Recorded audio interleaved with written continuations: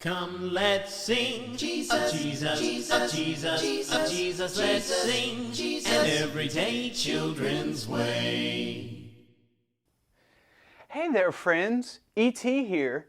I hope you're having a good week so far. We've been talking about the fruit of the Spirit. And yesterday we talked about love and joy and how we need to share that same love for God and our joy with other individuals.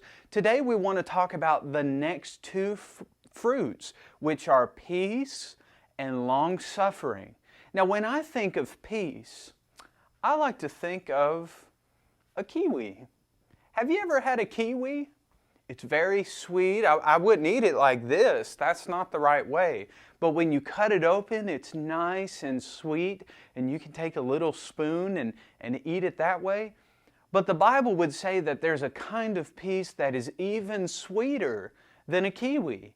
When you look at Philippians chapter 4 and verse 9, the Bible would say, "The things which you learned and received and heard and saw in me," Paul is saying, those things which you learned and received and heard and saw in me, Paul the Apostle, "these do, and the God of peace will be with you."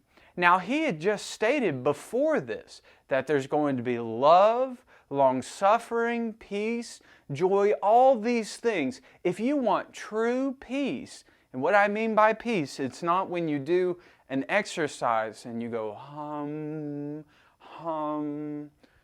What God means when He says you can have peace is there are no worries in your life about eternity.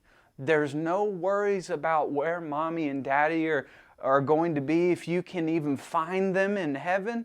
He says all those things where your brother and sister or your friends, if you can't find them, God says you can have peace in this life. And even Paul would say, if you want to have peace, there's things you have to do.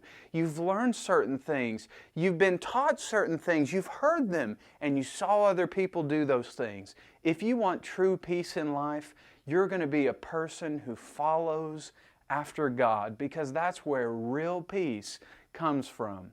And that's sweeter than any kiwi.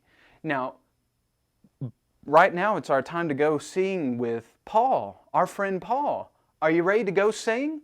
Let's go sing with him. Sing Christian songs with Paul. Thanks, E.T. Hey, kids, would you like to sing another Christian song? How about God is so good? God is so good. God is so good.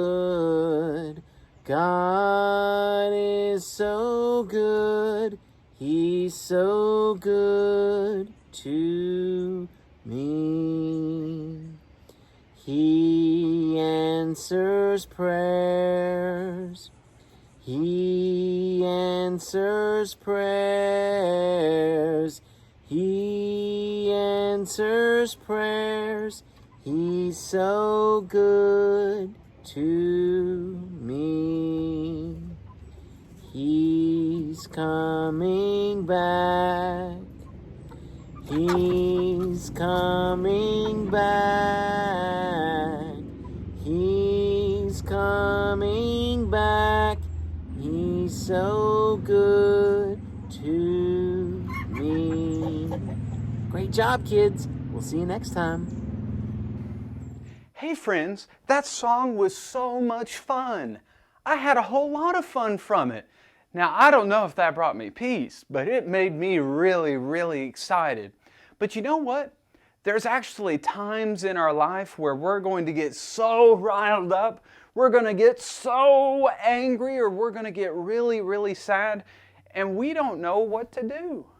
The Bible would say we need to have what's called long-suffering, and another word for that is patience.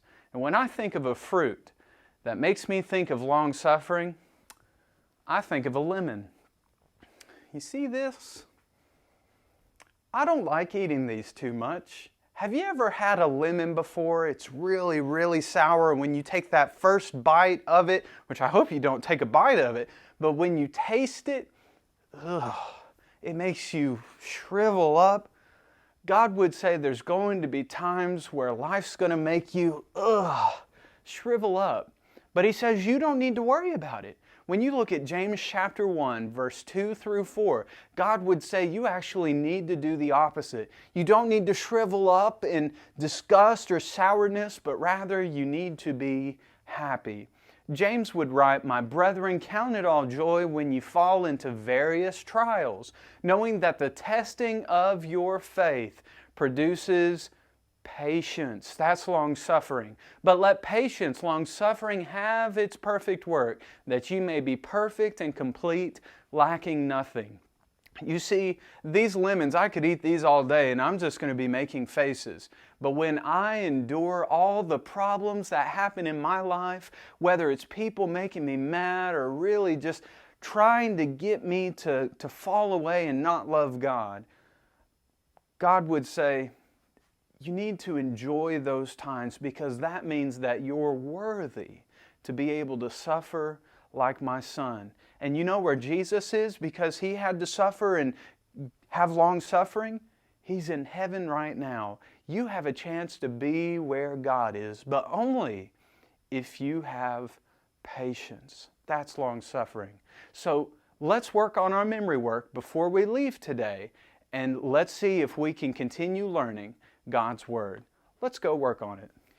Hey friends, so we're continuing working on our memory work, and throughout the week we want to work on Luke chapter 6, verses 43 and the first part of verse 44. Let's say it once and see if we can jog our memory a little bit. Are you ready? Let's go. "For a good tree does not bear bad fruit, nor does a bad tree bear good fruit. For every tree is known by its own fruit." Did you get it? If not, keep working really, really hard so that by Friday, we've got this verse stored in our minds. Thanks for being with me again today, friends, and until next time, see you later. Come, let's sing of Jesus, of Jesus, of Jesus, let's sing an everyday children's way.